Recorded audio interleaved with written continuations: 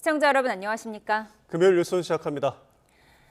네, 이재명 대통령이 모레부터 3박 4일 동안 중국을 국빈 방문합니다. 오는 5일 시진핑 중국 국가주석과 한중 정상회담을 여는데요. 네, 위성락 국가안보실장은 양안 문제를 둘러싼 정부의 입장에 대해 하나의 중국을 존중한다고 밝혔습니다. 취재기자 연결합니다. 정인용 기자 자세한 내용 전해주시죠. 네, 위성락 국가안보실장이 브리핑을 열고 오는 4일부터 3박 4일간 베이징과 상하이를 찾는 이재명 대통령의 세부 일정을 공개했습니다. 이 대통령은 우선 오는 5일 오전 한중 비즈니스 포럼에 참석해 양국 경제계 인사들과 새 경제협력 영역을 논의합니다. 오후에 중국 정부의 공식 환영식에 참석하고 시진핑 중국 국가주석과의 정상회담과 MOU 서명식 그리고 국빈 만찬 일정을 소화합니다. 위성락 실장은 양국이 10건이 훌쩍 넘는 MOU를 체결할 거라며 경제산업과 기후환경, 교통 분야 등이 포함된다고 설명했습니다. 다만 정상회담 결과를 담은 공동 문건을 준비하고 있지는 않다고 했고 한반도 평화와 비핵화 문제는 회담에서 의제로 논의될 거라고 덧붙였습니다. 또 한류를 제한하는 중국의 이른바 한한령 완화와 관련해 방중을 계기로 문화교류 공감대를 늘리며 문제 해결에 접근을 해보겠다고 강조했습니다. 이 대통령은 이어 오는 6일 중국의 국회의장격인 자오러지 전인대 상무위원장을 면담하고 이후 경제사령탑인 리창 총리를 접견합니다. 같은 날인 6일 상하이로 이동해 천진잉 상하이시 당서기와 만찬을 하고 방중 마지막 날인 7일에는 한중 벤처 스타트업 서밋에 참석합니다. 마지막 공식 일정으론 상하이에 있는 대한민국 임시정부 청사를 방문해 독립운동가들의 희생과 헌신을 기릴 예정입니다.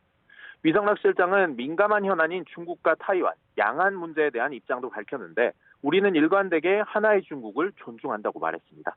이 밖에 허위 정보 유포 처벌을 강화하고 플랫폼 사업자에게 삭제 조치 등 책임을 지우는 내용의 정보통신망법 개정안에 미국이 우려를 표해 논란이 된 걸 두곤 법을 만드는 과정에서 서로 의견 교환이 있었다며 대화를 이어가겠다고 설명했습니다. 네, 이재명 대통령 오후에 신년 인사회도 주재했죠. 관련 내용 정리해 주시죠. 네, 이재명 대통령은 병오년 새해를 맞아 오후 2시부터 청와대 영빈관에서 신년 인사회를 열었습니다. 우원식 국회의장과 조희대 대법원장, 김민석 총리 등 5부 요인이 참석했고 민주당 지도부와 정부부처 당차관, 각계 주요 대표들도 함께했는데요. 다만 국민의힘 지도부는 정부가 여당 주도로 국회를 통과한 내란 전담 재판부법을 국무회의에서 의결한 것 등에 반발해 불참을 결정했습니다. 이 대통령은 참석자들과 새해 인사를 나누고 올해 국정 운영 전반에 대해 설명했을 걸로 보입니다. 이에 앞서 오늘 오전에는 모든 청와대 직원을 대상으로 올해 업무 시작을 알리는 행사인 시무식도 열었습니다. 이 대통령은 직원들을 격려한 뒤 국민은 쉬어도 대한민국은 쉬지 않는다는 각오로 각자의 자리에서 맡은 역할을 성실히 다해줄 것을 당부했습니다. 지금까지 청와대에서 전해드렸습니다.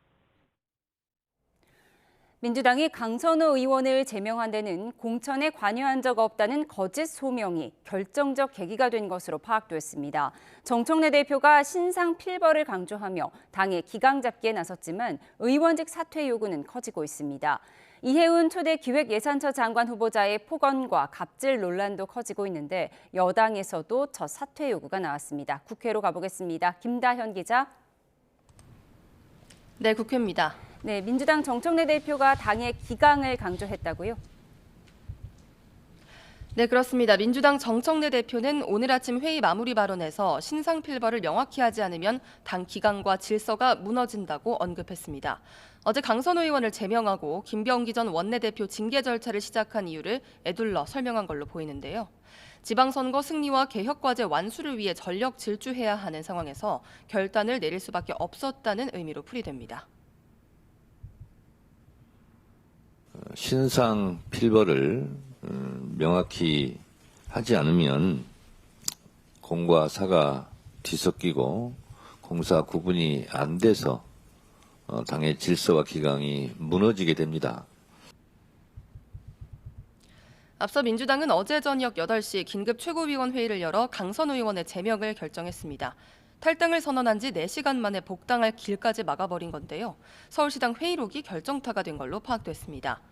김병기 전 원내대표와 대화 이튿날인 지난 2022년 4월 22일 서울시당 공관위 회의에서 강선호 의원은 1억 원 공여자로 지목된 김경시 의원을 단수 공천하자고 발언한 걸로 전해졌습니다.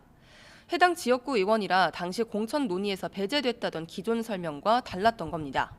민주당은 또 강 의원 행위를 방조했다는 의혹에 수수 의혹까지 불거진 김병기 전 원내대표에 대해서도 중앙당 윤리심판원에 신속한 징계 심판을 요청했습니다. 도덕적 우월성을 자부해온 여권에 대형 악재가 불거지자 국민의힘은 돈 받고 공천장을 판 거라며 공세 수위를 높이고 있습니다. 송원석 원내대표는 징계 수요라며 특검 수사까지 촉구했는데 직접 들어보겠습니다. 또다시 소잃고 외양간 고치기식의 징계쇼를 벌였습니다. 이미 탈당했는데 제명이 무슨 의미가 있습니까? 또 친명계 의원은 발빠르게 징계쇼를 하는데 최민희 과방위원장 결혼식 금품수수 의혹과 장경태 의원의 성추행 의혹에는 눈 감는다면서 정청래 대표의 이중성이 문제라고도 꼬집었습니다. 네, 이해운 기획예산처 장관 후보자 관련 논란도 계속 커지는 모양이죠. 네, 이해운 후보자가 국회의원 시절 인턴 직원에게 상습적 폭언을 쏟아냈다는 논란과 함께 이번엔 보좌진에게 집에 있는 프린터 기기를 고치라는 사적 심부름 폭로까지 이어졌습니다. 또 이 후보자가 보좌진에게 해외 유학 중이던 아들들을 공항에서 태워오라고 지시했다는 내용도 추가로 불거졌습니다. 공교롭게도 이재명 정부 초대 여성가족부 장관 후보자로 지명된 강선우 의원이 낙마한 이유도 보좌관 갑질, 사적 심부름이었기 때문에 여권 입장이 궁색한 상황입니다. 실제 여권에서도 첫 사퇴 요구가 나왔습니다. 개파색이 옅은 재선 장철민 의원은 자신의 SNS에 이해운 후보자가 보좌진에 폭언한 건 주먹질보다 더한 폭력이라면서 사람에게 저런 말을 할 수 있는 사람은 어떤 공직도 맡아선 안 된다고 비판했습니다. 이 후보자는 거듭 사과하고 있지만 국민의힘은 낙마 총공세를 펴고 있습니다. 주진우 의원은 변기술이 강선우는 제명되고 프린터술이 이해훈이 지명됐다며 민주당 갑질량 보존의 법칙이라고 비꼬았습니다. 네, 끝으로 오늘 여야 주요 일정도 정리해 주시죠. 네, 먼저 민주당 정청래 대표는 오늘 아침 회의 뒤 지방선거 대비를 위한 연석회의에 참석했습니다. 이 자리에서 공천혁명을 강조했는데요. 직접 들어보겠습니다. 권리당원들에게 공천권을 드리는 그런 공천혁명을 금품수수 이러한 불법적인 요소가 저는 완벽하게 제거될 것이다. 정청래 대표는 오후에는 이재명 대통령이 주재하는 청와대 신년 인사회에 참석했습니다. 장동혁 대표 등 국민의힘 지도부는 참석하지 않고 대신 오늘 오전 이명박 전 대통령을 예방했습니다. 오후 기자간담회에선 계엄 절연 관련한 질문이 나왔는데요. 장 대표는 누차 계엄을 선포할 상황이 아니었다는 점을 말해왔다며 언짢은 기색을 내비쳤습니다. 저에게 계속적인 입장을 요구하는 것은 다른 정치적인 의도가 있다고밖에 볼 수 없을 것입니다. 또 보수 대통합 문제와 관련해선 늦지 않은 시점에 장소와 시기, 방식에 대해 마지막 고민 중이라고 답했고요. 당내 통합에 대해서도 걸림돌이 있다면 그 걸림돌이 먼저 제거돼야 한다고 사실상 선을 그었습니다. 지금까지 국회에서 전해드렸습니다. 국회의원 시절 인턴 직원 갑질 논란이 불거진 이해운 기획예산처 장관 후보자가 경찰에 고발됐습니다. 국민의힘 이종배 서울시 의원은 오늘 오전 이 후보자를 협박과 직권남용 혐의로 서울경찰청에 고발했습니다. 이 시 의원은 권력 우위에 있는 국회의원이 인턴 직원에게 모욕적 언사를 반복한 건 명백한 직장 내 괴롭힘이라며 즉각 후보자 지명을 철회해야 한다고 강조했습니다. 민주당 김병기 전 원내대표는 전직 구의원들에게서 수천만 원을 받았다가 돌려줬다는 의혹도 불거진 상황입니다. 이 같은 내용이 담긴 탄원서를 김 전 원내대표의 전 보좌진이 경찰에 제출하고 수사를 의뢰했지만 경찰은 2달 가까이 수사에 착수하지 않았던 것으로 YTN 취재 결과 파악됐습니다. 취재기자 연결해서 자세히 알아보겠습니다. 정인우 기자, 이 경찰에서 김병기 의원 금품수 의혹 사건 수사를 그동안 이루어지지 않았다고요? 네, 일단 민주당 김병기 의원이 지난 2020년 전직 동작구 의원 2명에게서 금품을 전달받았다는 의혹이 불거진 상황입니다. 전직 구의원 2명은 총선을 앞두고 김 의원 부인에게 각각 현금 2천만 원과 1천만 원을 전달했다가 돌려받았다고 주장하고 있었는데요. 이들은 이러한 내용이 담긴 탄원서를 작성해서 지난 2023년 12월 민주당 지도부에 전달하려 한 것으로 파악됐습니다. 그런데 YTN 취재 결과 김병기 의원의 전직 보좌진은 해당 탄원서를 지난해 11월 8일 서울 동작경찰서에 내면서 경찰에 수사를 요청한 것으로 파악됐습니다. 탄원서를 제출한 전 보좌진은 YTN과의 통화에서 탄원서와 함께 진술서도 제출하면서 경찰에 인지 수사를 의뢰했고 참고인으로 부를 만한 인물들도 직접 지목해줬다고 밝혔습니다. 그런데 그 후로 2달 가까이 지났지만 경찰이 수사에 착수하지 않은 것으로 확인됐는데요. 서울 동작경찰서는 당시 탄원서가 제출된 건 사실이라면서도 김병기 의원 금품 수수 의혹에 대해선 수사에 착수하지 않았다고 밝혔습니다. 탄원서 내용이 수사를 요구하는 것은 아니라고 판단해 배당하지 않았던 입장입니다. 이러한 경찰 답변을 전해들은 김병기 의원의 전직 보좌진은 탄원서는 수사가 필요하다고 보고서 낸 것이고 당시 경찰에도 분명히 인지수사를 요청했다고 반박했습니다. 또 탄원서뿐 아니라 의혹 관련 내용이 담긴 진술서도 작성해 제출했고 조사에 필요한 참고인 명단까지 전달했는데도 경찰이 수사를 뭉갠 것으로 보인다고 주장했습니다. 이런 가운데 오늘 서울경찰청에는 김병기 의원 금품 수수 의혹과 관련된 고발장이 온라인을 통해서 접수됐고 다른 시민단체도 다음 주 고발을 예고하고 있습니다. 경찰은 김병기 의원 관련 의혹 11건에 대해 수사하고 있는데요. 새로 불거진 금품 수수 의혹에 대해서도 조만간 수사에 착수할 것으로 보입니다. 네, 마찬가지로 금품 수수 의혹을 받는 강선호 의원 사건과 관련한 고발인 조사는 다음 주에 이뤄지죠? 네, 지난 2022년 서울시 의원으로부터 금품 1억 원을 수수했다는 의혹이 불거진 강선 의원은 어제 민주당에서 제명됐습니다. 강 의원은 자신의 보좌관이 김경 서울시 의원에게 돈을 전달받았다며 당시 공천관리위원회 간사였던 김병기 전 원내대표와 처리 방향을 두고 상의한 녹취록이 공개되면서 파문이 일었는데요. 서울 강서경찰서는 다음 주 월요일 강선 의원과 김경 서울시 의원을 고발한 정의당 관계자를 조사할 방침입니다. 고발인 조사를 마친 뒤 강선 의원 사건은 김병기 의원 사건 수사를 맡은 서울경찰청으로 넘겨질 예정입니다. 이후 기록 검토 등을 거쳐 강 의원에 대한 경찰 소환과 함께 압수수색 등 강제 조사가 이뤄질지도 관심입니다. 지금까지 사회부에서 YTN 정현우입니다. 네, 코스피가 새해 증시 첫날 외국인 순매수에 힘입어 사상 처음으로 4,300고지에 올라 최고치를 경신했습니다. 반도체주가 강세였는데 삼성전자와 SK하이닉스는 장중과 종가 기준 모두 사상 최고가를 기록했습니다. 취재기자 연결해서 증시와 환율 소식 알아보겠습니다. 유한홍 기자, 새해 코스피 출발이 좋았는데요. 외국인이 순매수로 지수가 상승했다고요? 그렇습니다. 오전에 순매도했던 외국인이 오후 들어 순매수로 돌아서면서 지수 상승폭이 커졌습니다. 개인은 오전에 순매수에서 오후에 순매도로 전환했고 기관은 계속 순매도했습니다.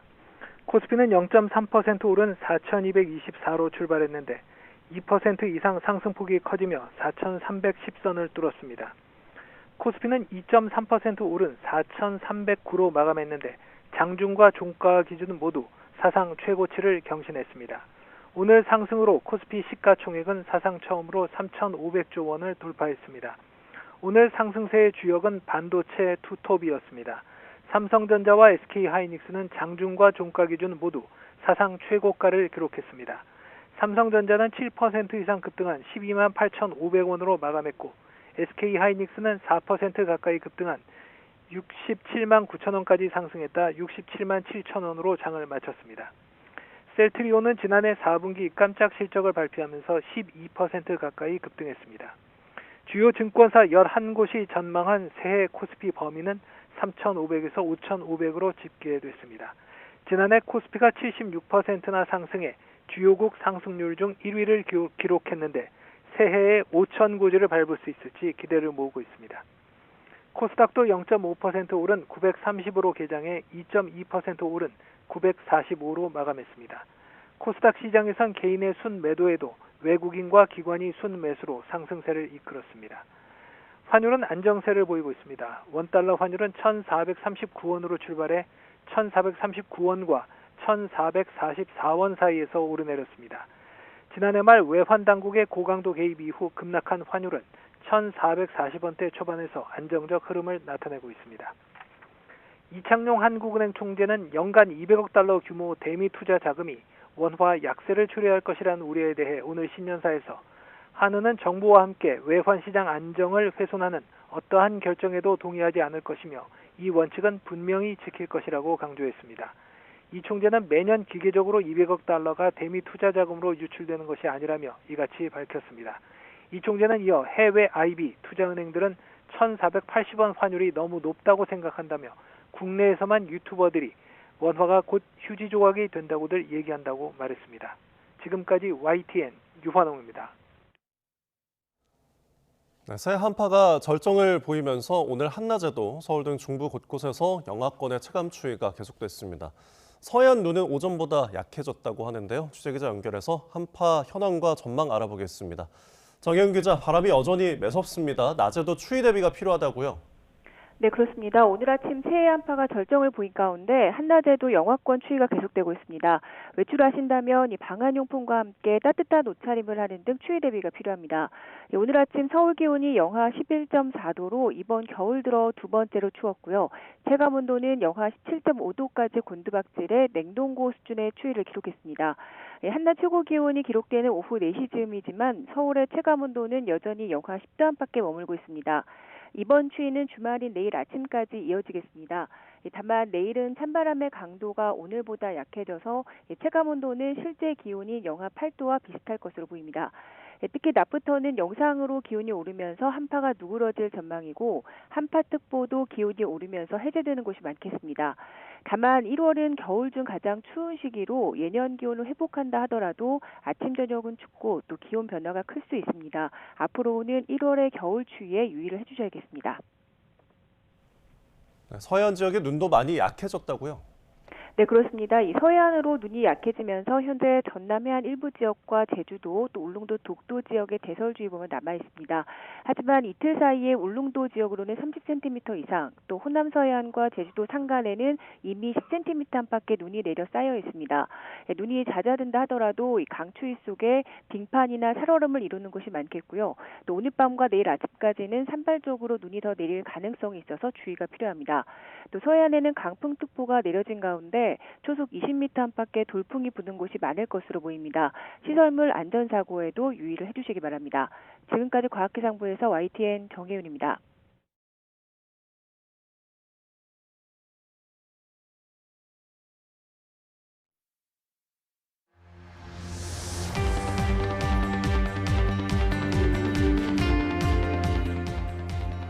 공천 헌금 의혹에 휩싸인 강선우 민주당 의원이 어제 자진 탈당을 선언했는데 곧바로 당에서 제명 조치까지 했습니다.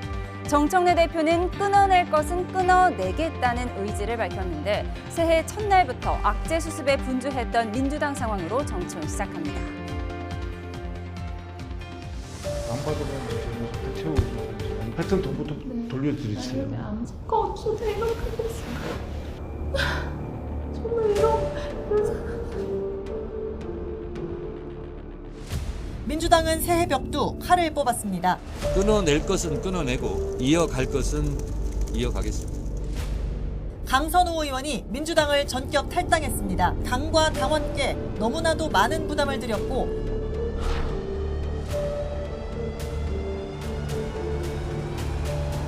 신상 필벌을 명확히 하지 않으면 공과 사가 뒤섞이고 야밤의 징계쇼에 보여주기식 솜방망이 징계쇼로 얼렁뚱땅 넘어갈 생각하지 말고 애지중지하는 특검수사, 만병통치약처럼 생각하는 특검수사는 이럴 때 사용하라고 있는 것입니다.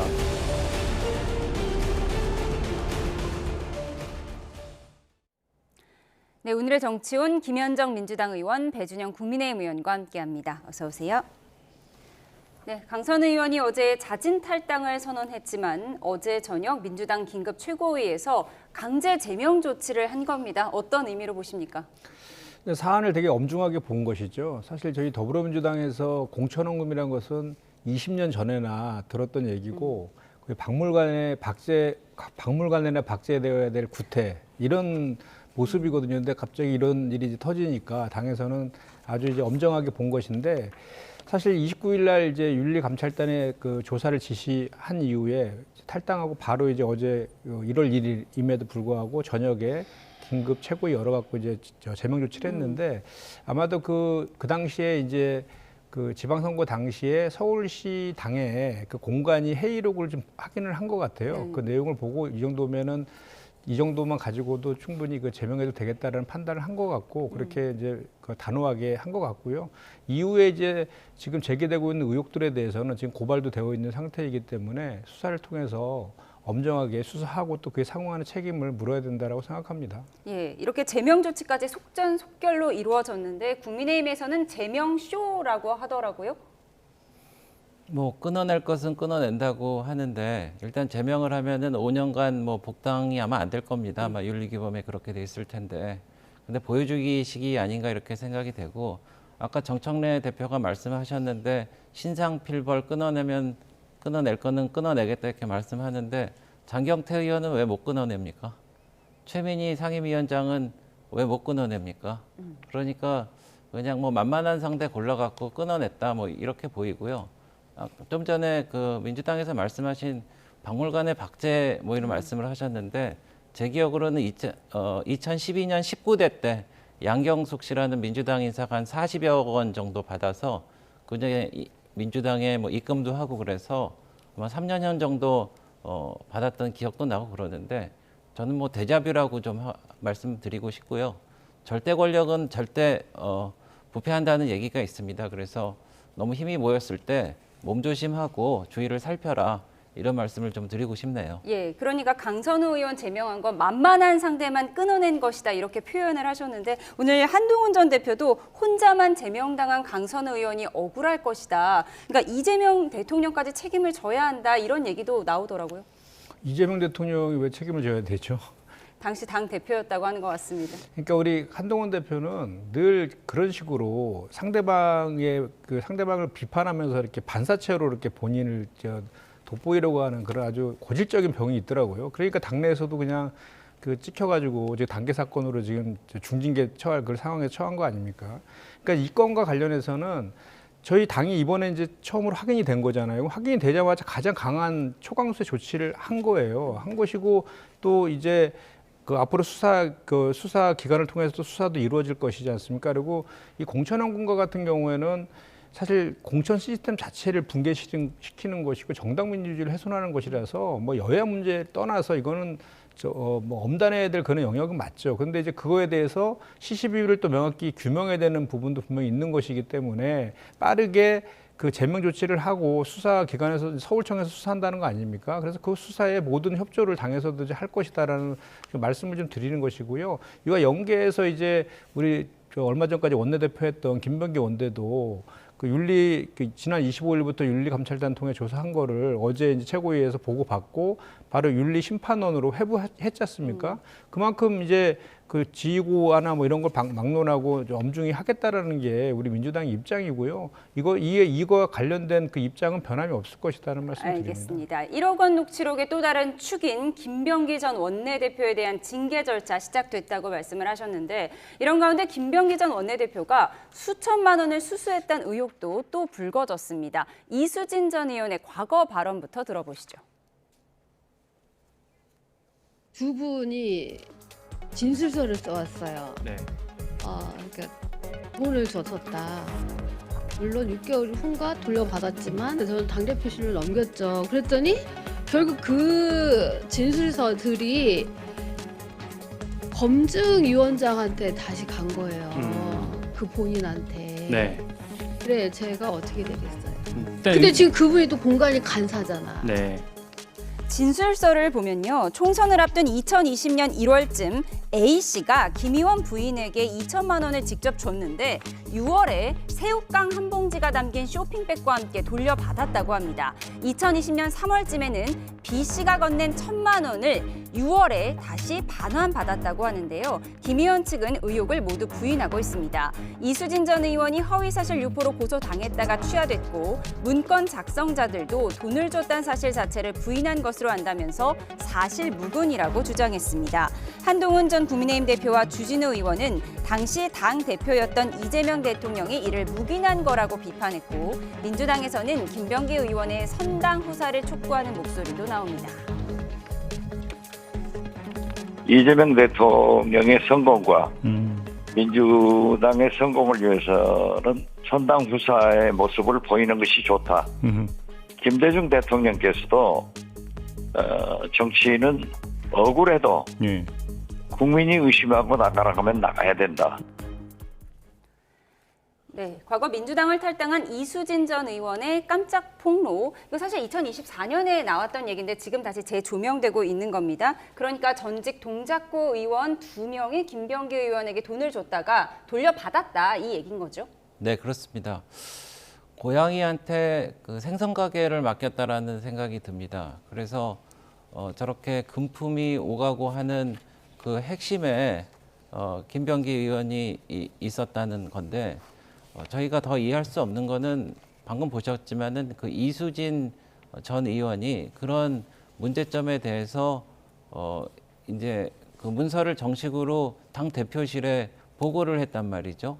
보고를 했는데 그 당시에 당 대표가 지금 대통령 아니겠습니까? 그런데도 그 사건에 대해서 이렇게 미온적으로 끌고 왔고, 그리고 김병기 이 원내대표는 더 뭐 사람들이 수상하다고 보는 게 이 갑질 사건서부터 보좌진과 연루돼 갖고 일일 사건이라고 할 만큼 여러 가지 문제점이 있었고, 특히 강선우 의원과 관련해서도 정말 있을 수 없는 일들이 벌어졌는데도 그렇게 마지막까지 버티고 했던 이런 상황을 봤을 때 누군가 그 김병기 원내대표 뒤에 그 사정을 미리 알고 그것을 같이 지켜야 될 수 있는 그런 뒷배경이 있지 않나 이렇게 생각하는 거는 뭐 당연한 논리적인 귀결이 아닐까 생각을 합니다. 예. 그래서 이 특검 문제를 우리가 이야기하고 있는데 사실 특검이라는 것은 정부 여당이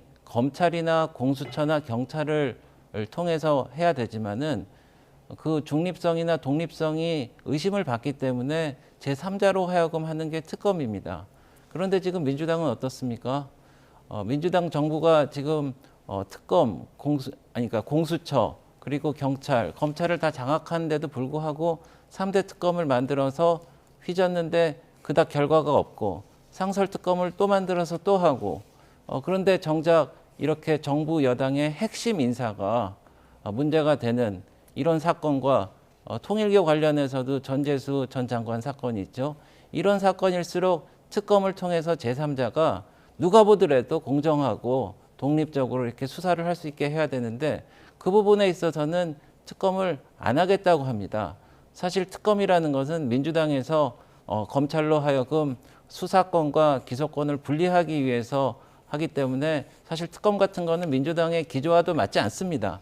그런데도 불구하고 조자령 헝칼 쓰듯이 그냥 특검을 돌려왔는데 정작 이 필요한 부분에는 안 한다고 그러니까 그 부분에 대해서는 설명을 하기 어려울 것 같아요. 민주당에서. 국민의힘에서는 이번에야말로 특검을 해야 할 사안이다 이렇게 말하고 있는데, 물론 지금 동작구 의원 2명으로부터 김병기 의원 측이 돈을 받았다가 돌려줬다. 이 부분은 이제 이수진 전 의원과 어떤 탄원서의 내용을 바탕으로 얘기를 하는 것이고요. 김병기 의원 측은 지금 전혀 사실이 아니라고 부정하고 있잖아요. 당에서는 어떻게 파악하고 계세요?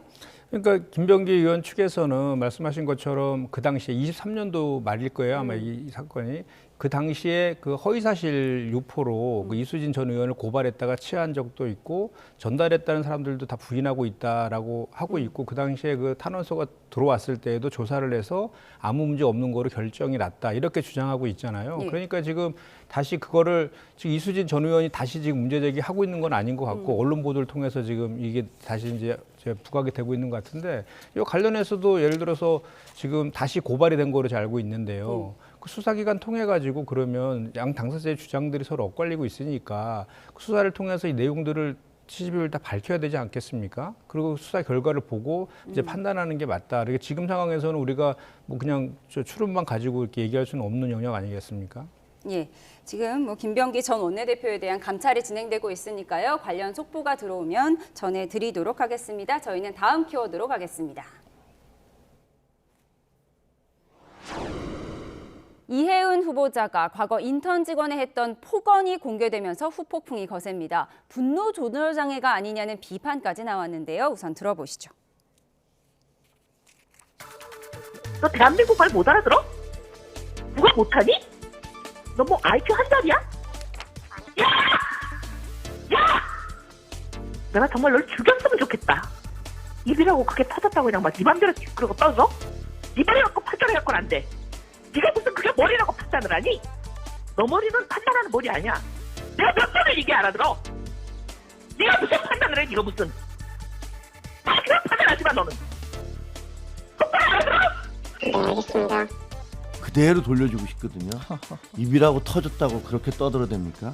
근데 저게 제가 보기에는 저분은 이제 분노 조절 장애가 있는 것 같아요. 굉장히 선택적이잖아요. 자기의 약자에 대해서는 저렇게 분노 조절을 못하면서 쏟아붓지만 강자들에 대해서도 그렇습니까? 청와대에서는 말을 아끼고 있지만 장철민 의원이 처음으로 사퇴를 촉구하는 등 여당 내에서도 우려의 목소리가 이어집니다. 대통령도 이게 도전이라는 사실은 알고 있습니다. 잡탕이 아니라 무지개 색깔은 만들어야 되는 거 아니냐. 청문회에서 본인의 정책적인 비전과 철학에 대해서 검증될 거라고 저희는 생각하고 있고요. 대통령의 뜻이 있으실 테고 또 뭐 고려한 가운데 그런 결정을 하셨으니 인사권은 존중돼야 된다고 마땅합니다만 저는 잘한 인사다 하는 생각은 별로 안 듭니다. 네, IQ가 한 자리냐, 널 죽였으면 좋겠다. 너무 이 발언 수위가 높아서 이 얘기를 듣고서 놀라지 않은 분들이 없을 것 같은데요. 이게 사실은 어쨌든 국민의힘 계열의 이제 보수정당 소속이었었잖아요. 어떻게 보고 계십니까? 아주 부적절한 발언이죠. 뭐 들을 때마다 이제 사람들의 분노 게이지가 높아지죠. 그래서 저런 걸 반면 교사 삼아서 이 대한민국의 이른바 상급자라는 분들은 정말 말씀을 조심해야 되겠다 이런 생각을 하고 있고, 그리고 이제 민주당에서 이혜원 의원을 기획예산처 장관으로 갖다 쓰겠다고 하셨으니까 여러 가지 검증을 하셨을 텐데, 제가 걱정되는 거는 이 민주당과 그리고 용산의 지금은 청와대죠. 이 검증 능력이 바닥을 드러냈다. 그렇지 않아도 강선 의원 그 변기 이 수리하는데 보좌관이 한다고 그런 갑질 사건 같은 게 공론화됐고, 그래서 그런 게 공직자로서의 제일 큰 결격 사유라는 게 널리 알려졌는데, 도대체 청와대에서는 어떤 검증을 어떻게 했길래 그런 결격 사유가 있는데 받아들였나 이런 생각이 들고요. 그리고 이혜훈 전 의원은 삼선 의원에다가 KDI에서 성공적으로 업무를 수행한 경제학자 맞습니다. 그래서 그런 경제학자를 써서 지금 어려운 물가가 많이 오르고 환율이 폭등하고 그리고 미국과 여러 가지 통상 문제가 있고 이런 문제를 좀 효과적으로 푸는 데다가 또 평소 소신대로 긴축을 하고 정부의 미래 곡간을 튼튼하게 하는데 그런 데 썼으면 좋을 거라는 생각을 했는데 너무 준비가 안 된 인사를 해서 정말 너무 실망스럽다는 말씀을 좀 드리겠습니다. 예, 청와대의 검증력이 바닥이었다 이렇게 말씀을 하셨는데, 사실 이혜훈 후보자 저 기자회견 모습을 보면 기자들 한 명 한 명에게 악수를 나누면서 굉장히 친절한 모습인데, 또 보이지 않는 곳에서는 그렇게 야 이런 소리를 지르기도 하고요. 좀 놀라지 않을 수가 없습니다. 근데 대통령실 청와대에서도 뭐 이것까지는 모를지라도 윤석열 전 대통령 탄핵 반대 시위에 나갔던 것 이런 부분들은 다 알았을 텐데, 오늘 강훈식 비서실장 얘기를 들어보면 잡탕이 아닌 무지개 내각을 만들기 위한 것이다라고 얘기를 했습니다. 지금 청와대의 입장은 어떨까요? 일단 그 내란 옹호하고 탄핵에 반대했던 그 행보에 대해서는 본인이 이제 반성을 했죠. 그 했고 이제 다만 이제 요건과 관련해서는 이게 2017년도의 얘기지 않습니까? 바른정당 소속일 당시에. 그때 당시여서 그것까지 검증이 될 수 있었을까라는 생각 개인적으로는 좀 듭니다. 근데 이 건 저렇게 지금 저런 그 욕설을 하고 막 저렇게 하는 것은 저도 들으면서 깜짝 놀랐는데, 저것은 뭐 사실 여야의 문제가 아닌 것 같아요. 그렇죠. 저건 그냥 인성 문제 아니겠습니까? 그런 차원의 문제인 것 같아요. 그래서 대단히 부적절한 것이고, 당사자한테 이제 통렬한 반성을 한다라고 이제 밝히긴 했는데, 당사자가 그걸 받아들여야 되지 않습니까? 그래서 그 당사자가 그걸 용서할 때까지 찾아가든 뭘 해서 계속해서 그 문제를 풀어야 될 것이라고 보여지고요. 그리고 이제 앞으로 이제 인사청문회 등이 이제 진행이 될 것이잖아요. 그 과정에서 자질과 전문성뿐만 아니라 도덕성이나 이런 것들까지도 그 후보자 스스로가 좀 헤쳐나가야 될 영역이라고 보고, 그것들을 종합적으로 이제 보고 국민들께서 과연 국무위원으로서 소질이 있는지에 대한 판단이 이루어지지 않을까 이렇게 생각합니다. 지금 뭐 말씀 듣고 보니까 이제 손절하려고 좀 하시는 것 같습니다. 그래서 무지개 인사라고 했는데 제가 볼 때는 진흙탕 인사입니다. 왜 우리 당의 멀쩡한 당협위원장을 우리 협의도 없이 그냥 빼나가서 우리 당에 분란을 일으키고 이제 진지전을 할 때 한 축을 무너뜨리려고 하는 그런 전략을 쓰시는 것 같은데 그 이해운 후보자는 그 민주당에서 다수당으로서 탄핵을 30번이나 했기 때문에 무슨 비상계엄의 원인이 됐다 이런 말씀도 하셨던 분이거든요. 근데 그런 거는 인터넷에 손가락만 있으면 찾으면 나옵니다. 그리고 챗GPT 나오면은 그 금방 찾을 수 있는 부분인데 도대체 무슨 근거에서 우리 당을 그렇게 어지럽히면서 그렇게 뽑아가서 무슨 일을 시킬지도 모르는데 스스로 진흙탕을 만들고 여야 관계를 경색시킵니까? 저는 이해할 수 없습니다. 근데 그 부분에 대해서는 관점이 너무 틀린 것 같아요. 그러니까 이제 국민의힘의 시선으로 보면 저렇게 보이지만 사실 국민의힘에서 봤을 때는 좀 화가 날 수도 있을 것 같아요. 자기 당협위원장이 가버렸으니까. 근데 국민들 시각에서 보면요, 이재명 대통령이 그 탕평과 통합, 실용 인사를 한 것에 대해서 잘했다고 하실 것 같아요. 저는. 그러니까 물론 지금 그 욕설 같은 이런 것들이 새로 이제 돌출 변수가 생긴 건 있지만 대통령은 전체 국민에 대한 대통령이잖아요. 그래서 그 경제를 성장시키기 위해서는 뭐 진보냐 보수냐가 중요하지 않다는 얘기도 그 전부터 쭉 했었고 대통령 후보 시절부터도 민주당은 보수당이다라고 해갖고 합리적 보수까지 아우르겠다는 까지 얘기하고 그걸 실천하고 있는 과정인 것이고요. 이제 그 다음에 예, 잠시만요. 네네네. 이해운 후보자 논란 짚어보고 있었는데요. 지금 이재명 대통령이 새해를 맞아서 오보 요인 등 각계 주요 인사를 청와대로 초청해서 신년 인사회를 열었습니다. 현장 한번 보시겠습니다. 네, 이재명 대통령이 오늘 오후 2시에 청와대 영빈관에서 신년 인사회를 개최했습니다. 지금 보시는 것처럼 김혜경 여사와 인사를 나누고 있는데요. 우원식 국회의장과 조희대 대법원장, 김상환 헌법재판소장, 김민석 국무총리와 노태악 중앙선거관리위원장 등 오보 요인들이 참석을 했습니다. 지금 그 모습 보여드리고 있습니다. 다만 국민의힘 지도부는 이재명 정부가 여당 주도로 국회를 통과한 내란전담 재판부법을 국무회의에서 의결하는 등 협치의 자세를 보여주지 않고 있다면서 불참을 결정했는데요. 이재명 대통령 신년 인사회에서 새해 인사를 나누고요. 국정 운영 전반에 대해서 소개했을 것으로 예상됩니다. 관련 내용이 들어오면 더 추가로 전해드릴 것이고요. 이에 앞서서 오늘 오전에는 올해 업무 시작을 알리는 행사인 시무식도 이곳 청와대 영빈관에서 처음 진행했습니다. 이 대통령의 발언 들어보시죠. 네, 여러분 참으로 반갑습니다. 2026년 신년을 맞이해서 우리 사회에 지도자적인 입장을 가지고 계신 여러분들을 이렇게 뵙게 돼서 참으로 반갑습니다. 2026년 병오년 새 아침 각자의 자리에서 우리 대한민국의 중추 역할을 해주고 계신 분들과 이렇게 함께 할 수 있어서 참으로 다행스럽고 기쁘게 생각합니다. 대한민국의 위상을 높인 국민 대표 여러분들을 만나 뵙고 간절한 소망이 담긴 우리 국민 여러분의 생생한 목소리까지 함께 나눌 수 있어서 더욱 뜻깊은 자리입니다.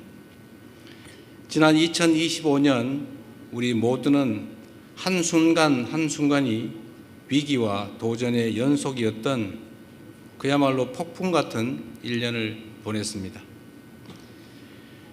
이 어려움 속에서도 또 삶의 현장에서 혼신의 힘을 다하며 한결같이 마음을 모아주신 우리 국민 여러분이 계셨기에 회복과 정상화의 시간을 앞당길 수 있었습니다. 2026년 병오년 새해는 회복과 정상화의 토대 위에서 우리 대한민국이 대도약을 향해 힘차게 달려나가는 새로운 한 해가 될 것입니다. 대도약의 과업 앞에 서 있는 우리 모두에게 가장 필요한 것은 익숙한 옛길에서 벗어나 끊임없이 혁신하며 대전환의 길로 거침없이 나아가는 용기입니다. 우리 대한민국은 산업화 시대 성공의 방식을 따라 세계 10위 경제 대국이라는 빛나는 성취를 이뤄냈습니다. 특정 지역, 특정 기업, 특정 계층에 집중적으로 투자하는 성장 전략은 지금까지의 초고속 압축 성장을 이끄는 원동력이었음이 분명합니다. 그러나 자원의 집중과 기회의 편중이 성장을 가로막고 경쟁과 갈등의 악순환으로 이어지는 오늘에는 우리가 과감히 기존의 성장 전략을 대전환해야 합니다. 해법은 분명히 있습니다. 기회와 과실을 모두가 함께 고루 나누는 모두의 성장만이 우리 대한민국을 대도약의 미래로 이끌 지름길이라고 생각합니다. 공동체와 국민 전체의 역량으로 이뤄낸 이 경제 성장의 결실이 중소기업 또 벤처기업까지 흐르고 국민 한 분 한 분이 체감할 수 있는 삶의 변화로 이어져야 합니다. 청년 기업인과 창업가들이 담대하게 혁신의 길을 개척하고 국민 누구나 나라의 성장 발전에 자유롭게 투자할 수 있어야 합니다. 그래야 국가가 부강해지는 만큼 국민 모두가 함께 성장하고 대기업과 중소기업, 소상공인 모두가 더불어 상생하는 꿈과 희망의 나라, 기회의 나라를 만들 수 있을 것입니다. 국민 여러분, 앞서 말씀드린 성장과 도약의 과제는 정부나 기업의 힘만으로 이룰 수 있는 일이 아닙니다. 변화를 바라는 우리 국민들의 뜨거운 열망과 의지를 하나로 모으는 일이 그 무엇보다 중요합니다. 생각이 다르다는 이유로 서로 등을 돌리거나 차이가 극단적 대립의 씨앗이 되는 그런 사회는 결코 앞으로 나아갈 수 없습니다. 그렇기 때문에 국민 통합이야말로 가장 중요하고 시급한 과제이고 또 이 자리에 함께 하신 여러분의 책임과 역할이 막중합니다. 갈등을 키우기보다 공존과 화합의 길을 찾고 성장의 속도만큼이나 상생의 책임을 고민할 때 우리 대한민국이 다시 한번 큰 도약을 이뤄낼 수 있을 것으로 확신합니다. 노력이 기회로. 네, 이재명 대통령의 신년 인사회 발언 듣고 오셨습니다. 저희는 두 분과의 대담 이어가겠습니다. 다음 키워드로 이어가겠습니다. 열어주시죠. 중도보수로 상징되는 유승민 전 의원, 지난해 대선 전에 민주당으로부터 총리직을 제안받았지만 거절했다며 러브콜 사실은 인정했습니다. 해수부 장관 발탁 설이 돌고 있는 조경태 국민의힘 의원도 제안을 받았을까요? 들어보시죠.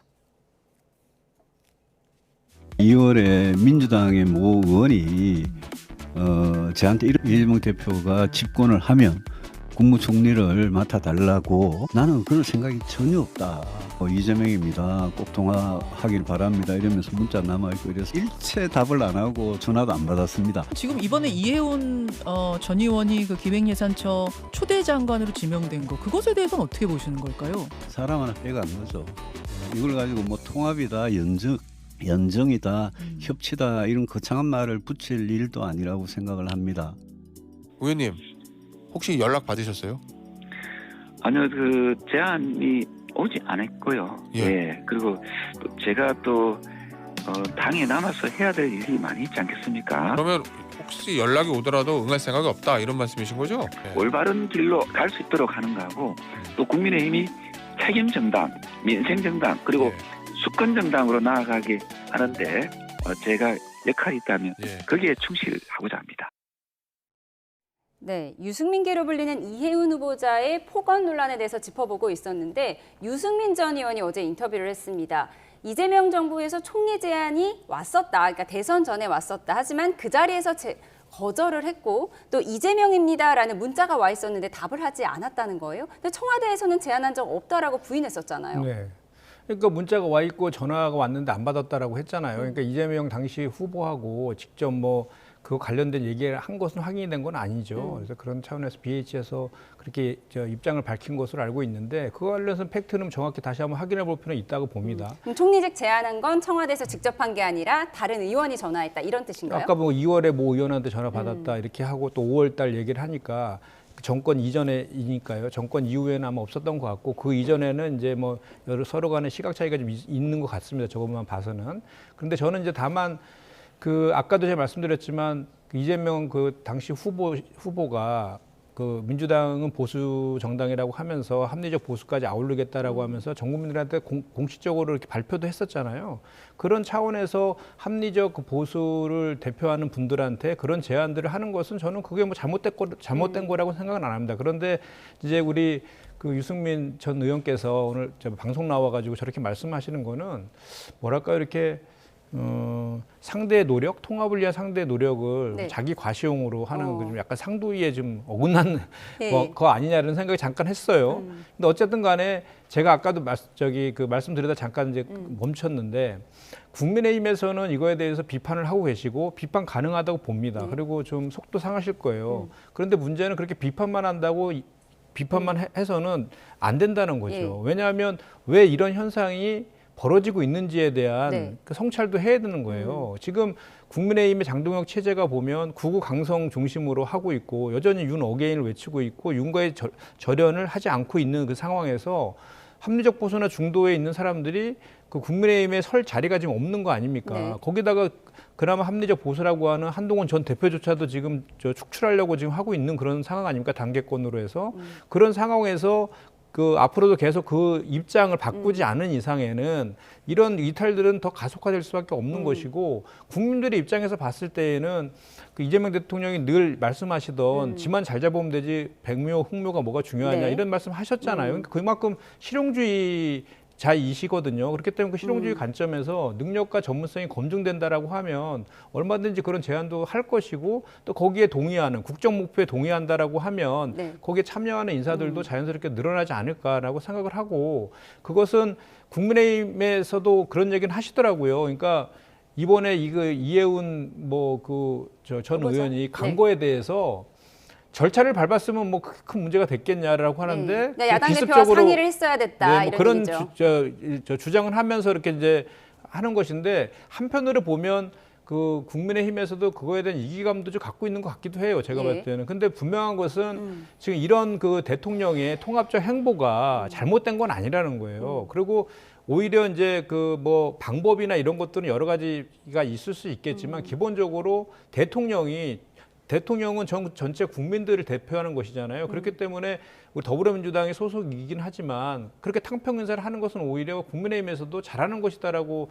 해야 되는 게 국민 정서에 맞지 않는가 저는 그렇게 생각합니다. 이재명 정부의 통합의 노력을 국민의힘은 비판해서는 안 된다. 속상한 건 이해하지만 비판해서는 안 된다. 이런 입장을 주신 거예요. 그런데 지금 조경태 의원의 해수부 장관 발탁설은 아닌가 봐요. 조경태 의원이 제안받은 적은 없다고 했는데 하지만 지금 국민의힘에서는 불안한 거잖아요. 제2의 이해운이 나올까 봐. 제가 이렇게 말씀드리고 싶습니다. 그 아까 이재명 대통령께서 청와대에서 이제 행사를 하시는데 국민 통합에 대해서 말씀하시고 공전 화합에 대해서 말씀하셨는데 국민 통합은 빨간색, 파란색 넥타이를 색깔을 섞은 빨강, 파란 넥타이를 메고 오시는 게 국민 통합이 아니라고 저는 말씀드리고 싶습니다. 왜냐하면 지금 이해훈 전 의원 같은 경우도 그렇게 주춧돌을 빼가는 식으로 이제 인사를 발탁하려고 그랬고 지금 유승민 전 대표도 원내대표 하셨던 분입니다. 그렇게 말을 허언으로 하겠습니까? 근거가 있을 거라고 생각을 합니다. 그래서 지금 대통령의 지금 하시는 모습을 보면은 국무회의 때 전직 장관들, 전직이 아니라 지난 정부에서 임명한 장관들을 국무회의에 나오지 말라고 그래요. 그렇게 해서 퇴출시키려고 하고 있습니다. 업무보고를 사이다처럼 시원하게 받는다고 하시면서 유독 우리 정부에서 임명된 사람들만 그렇게 면박을 주시면서 그렇게 하고 있습니다. 그래서 저희가 좋은 말씀 하셨는데 합리적인 보수가 중요하다고 생각을 하는데 그 첫 번째는 정부 여당이 다수당이 우리 당을 어떻게 파트너로 생각하고 대하느냐 이런 거에 시발점이 된다고 생각을 하고 있고 예전에 3당 합당이나 DJP 연합이나 이런 것도 다 협의를 통해서 또 예전에 노무현 대통령이 무슨 연정도 제안하시고 그랬던 거는 그런 진정성이 바탕이 돼서 절차적으로 하는 거지 이렇게 무슨 주춧돌 빼가듯이 이렇게 작전같이 하는 게 그게 통합이고 예. 화합이 아니라는 점을 말씀을 드리고 이재명 정부의 네. 보수 인사 영입설에 대해서 얘기를 나눠보고 있었습니다. 그러니까 정리해보면 유승민 전 의원은 대선 전에 제안을 받았지만 본인이 거절했고 또 조경태 의원은 영입 제안을 받은 적이 없다. 이렇게 정리를 했습니다. 저희는 다음 이야기 해보겠습니다. 2026년 최대 빅 이벤트죠. 바로 6.3 지방선거가 아닐까 싶은데요. 이재명 정부 첫 선거이기 때문에 대통령과 여야 모두 사활을 걸고 총력전에 나설 걸로 보입니다. 민심은 어떤 흐름을 보이고 있을까요? 화면 함께 보시죠. 네, 서울시장 가상 양자 대결입니다. 현역 오세훈 시장과 신예인 정원호 성동구청장의 박빙이죠. 서울에서 민주당 후보에게 투표하겠다는 응답자가 40%를 넘어서 국민의힘과 적지 않은 차이를 보이고 있습니다. 부산에서는 통일교 논란에도 불구하고 민주당 소속 전재수 전 장관이 박형준 부산시장을 앞서는 결과가 나왔습니다. 국민의힘 현역 시장들 발등에 불이 떨어졌습니다. 오 시장은 어제 장동혁 대표 면전에서 직격탄을 날렸습니다. 이제 계엄으로부터 당이 완전히 절연을 해야 될 때가 온 것 같습니다. 해가 바뀌었습니다. 그동안 기다릴 만큼 기다렸고 또 참을 만큼 참았다고 생각합니다. 통합은 대상을 가리지 않습니다. 한동훈 전 대표께서 우리 당원들에게 상처를 주는 언행을 했던 것 저도 잘 알고 있습니다. 그러나 민주당의 폭주를 막기 위해서는 조그마한 힘이나마 모두 다 모아야 할 것이라고 생각하고요. 오세훈 시장의 잠재적 경선 경쟁자인 나경원 의원은 훈수 정치는 비겁하다고 비판했는데요. 장동혁 대표 오늘은 이명박 전 대통령을 만났습니다. 과거의 보수가 아니고 따뜻한 보수, 어렵잖아요. 따뜻한 보수가 되고 미래를 향하는 보수가 돼야 된다. 수구 보수는 돼서는 안 되잖아요. 예. 통합과 단결도 필요하고 또 때로는 결단도 필요한 시기인 것 같습니다. 예. 대통령께서 서울시장으로서 또 대통령으로서 보여주셨던 그 창의 그리고 도전 정신이 필요한 때이기도 한 것 같습니다. 예. 네, 방금 들어온 속보 먼저 전해드리겠습니다. 법원이 정유미 검사장이 강등 조치에 대한 집행을 정지해달라는 신청을 기각했다는 속보가 들어왔습니다. 다시 한번 전해드리겠습니다. 정유미 검사장의 강등 조치에 집행 정지를 신청한 것에 대해 법원이 조금 전 기각 결정을 내렸습니다. 정유미 검사장은 앞서 고검 검사급의 전보에 반발하며 행정소송을 제기했었죠. 지난달 법무연수원 연구위원회에서 대전고검 검사로 전보 조치가 됐는데요. 이에 대한 집행을 정지해달라며 집행정지를 신청했지만 이를 법원이 조금 전에 기각했다는 속보 들어왔습니다. 자세한 소식은 들어오는 대로 추가로 전해드리도록 하겠습니다. 6.3 지방선거를 5개월 앞두고 여론조사 결과를 조금 짚어봤습니다. 지금 오세훈 시장과 정원호 성동구청장이 박빙을 보이고 있다. 지금 이것이 화제가 되고 있는데 서울과 부산은 민주당도 국민의힘도 너무나 중요한 두 곳이잖아요. 그렇습니다. 예. 네, 지금 판세를 어떻게 분석하고 계세요? 일단 서울 같은 경우에는 이제 오세훈 시장이 좀 앞서가는 추세였는데 최근에 이제 거의 역전되는 여론조사도 많이 나오고 있는 그런 상황이죠. 그런데 이제 그 조금 전에 오세훈 시장도 이제 당의 쓴소리를 하는 거를 저희가 봤는데 선거는 이제 구도잖아요. 구도인데 내년 지방선거의 구도는 이제 내란 청산하고 국정 안정 대 정권 심판 이 구도로 갈 수밖에 없는 선거거든요. 그런데 지금 현재 그 이재명 대통령의 지지율이 높잖아요. 잘하고 있다는 평가를 받고 있는 반면에 또 국민의힘은 그러면 그거에 대해 대응해서 뭔가 대안 세력으로의 모습을 보여야 되는데 당의 모습을 보면 현직 당대표는 전직 당대표가 단계 싸움으로 이렇게 막 진흙탕이 되어 있고 그렇게 저 보수 언론들하고 합리적 보수층에서 윤석열과 절연해라, 윤호기엔 그만둬라 이렇게 하고 있음에도 불구하고 계속 그 극우 강성의 입장에서만 계속 그 행보를 하고 있잖아요. 그러다 보니까 기본적으로 이제 그 국민의 힘을 대한 세력이라고 현재까지는 유권자들이 보고 있지 않다라는 것이고 더 큰 문제는 이제 여론조사에서 그렇게 역전되는 것도 나오지만 더불어민주당과 국민의힘의 그 당의 그 내년 지방선거에 있어서도 어디를 선택할 것인가에 대해서도 차이가 많이 나는데 더 큰 문제는 중도층에서는 더 벌어진다는 거예요. 20% 이상. 그렇기 때문에 지금 뭐 그 여론은 명확하게 얘기해주고 있는 거죠. 국민의힘이 가야 될 길을. 결국은 합리적 보수란 중도의 예언 확장을 해야 된다라는 것을 얘기하고 있는 것인데 현재 당의 현실은 그렇지 않다라는 것이죠. 그래서 이제 또 이제 서울 같은 경우에는 오세훈 시장이 지금 사선이라서 사선에 대한 피로감도 좀 있어요. 그리고 한강버스 등 이렇게 정책적인 부분에서 실패라든지 또 이런 것도 있고 사법 리스크도 여전히 존재하고 있는 그런 것들도 좀 같이 포함돼서 서울 같은 경우 그런 것 같고요. 부산도 같이 할까요? 좀 이따 할까요? 에이, 잠시만요. 부산은 제가 그러면 하시고. 네, 하겠습니다. 지금 조금 전에 보내드린 이재명 대통령이 청와대 영빈관에서 신년 인사회를 열었는데 국민의힘은 가지 않았어요. 장동희 대표는 이명박 전 대통령을 만났는데 이명박 전 대통령도 수구보수가 되어서는 안 된다 이런 조언을 했거든요. 지금 국민의힘 내부 갈등이 심하잖아요. 지금 그럴 때가 아니라는 거예요. 네. 네, 어떻게 보세요? 사실관계를 바로 잡으면 아까 주호영 부의장이 가셨더라고요. 네. 그래서 전혀 안 간 건 아니고. 네, 부의장 자격으로 가신 거죠? 네. 그리고 이재명 민주당 대표도 23년도에 아마 안 가셨을 겁니다. 24년에도 못 가셨는데 그런 사정이 있다는 것을 좀 말씀을 드리고 저희가 이제 수구적 보수가 되면 안 됩니다. 그런데 보수라는 말이 점진적인 개선을 포함하는 말이고 저희가 그렇게 하려고 하고 있고요. 민주당에서 오도하는 거는 저희가 계엄에 대해서 사과를 했고 그리고 저희가 여러 가지 상황에 대해서 이제 국민들에게 용서를 구하는 걸 했는데 충분치 않다라는 게 문제가 되면은 저희는 계속 할 겁니다. 그리고 저희가 지난 22대 총선 때 45%를 받고 대선 때 41%를 받았지만은 저희가 이기지 못하니까 소용이 없었습니다. 그래서 중도를 위한 확장 그리고 청년과 수도권에 대한 어필을 좀 해야 된다고 생각을 하고 있고요. 제가 알기로는 당 지도부에서도 1월 중순쯤에는 혁신에 관련된 대책이라든지 이 지향점을 좀 제시할 걸로 생각을 하고 있습니다. 그래서 저희가 중도에 어필하는 정당 그리고 선거에서 이겨서 또 우리 진정한 그 보수의 어떤 그 뜻을 펼치는 그런 과정에 있다는 점을 좀 말씀을 드리고 싶습니다. 다음 주에 내부 갈등 보강하는 쇄신안이 나올 수 있겠어요? 저희가 지금 뭐 노력하고 있을 텐데요. 저희 좀 기다려 주시죠. 알겠습니다. 기대해 보도록 하겠습니다. 부산시장 선거 얘기도 해봐야 되는데요. 시간 관계상 여기서 줄이겠습니다. 지금까지 정치원 김현정 민주당 의원, 배준영 국민의힘 의원과 함께했습니다. 고맙습니다. 네.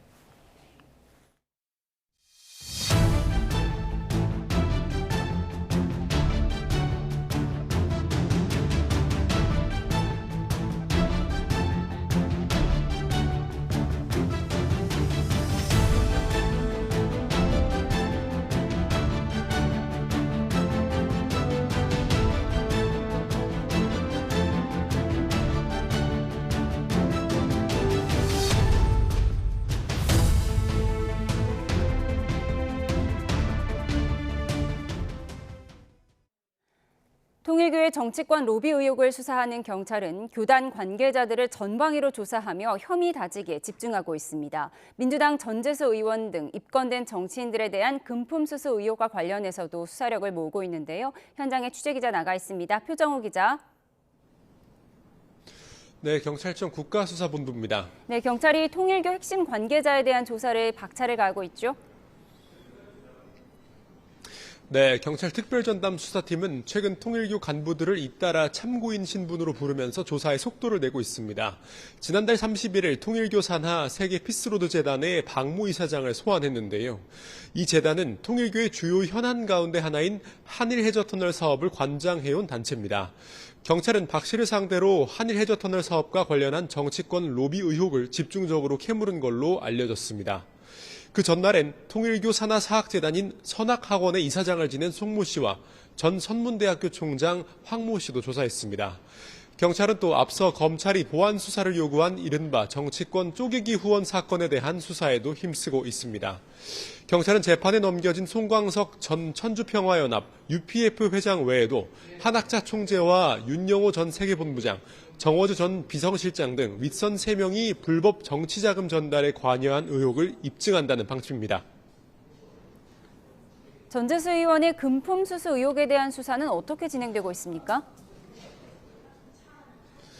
네, 공소시효 만료가 임박한 것 아니냐는 우려에 대해 경찰은 사실관계 규명이 먼저라는 입장을 유지하고 있습니다.